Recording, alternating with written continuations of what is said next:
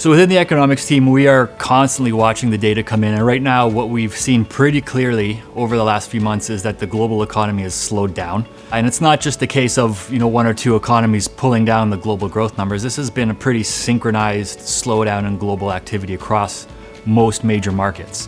The flip side, though, is that because we have seen central banks across a lot of those economies cut interest rates pretty aggressively so far this year, we think that growth is already starting to stabilize. And as we look out to 2020, the global economy should level off and keep on expanding. When we zoom into Canada, it looks pretty similar in that growth peaked back in 2017 at around 3%, which was very strong for our Canadian economy. And it's since slowed down. But we do think that there are some factors out there that are still supporting growth. So on the negative side, yes, business investment has been pretty weak. Energy sector investment obviously is quite subdued.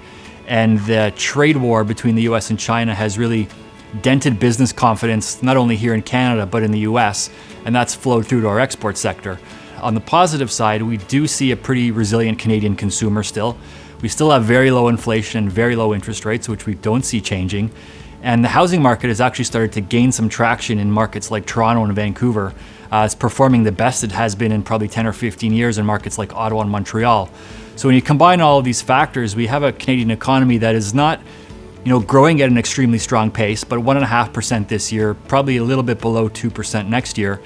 And fundamentally, that's pretty consistent with an economy that's growing at or slightly below what you would expect in a normal year for Canada. So it's not really a negative outlook. It's not an overly optimistic outlook. It's one where the economy is pretty stable and pretty steady.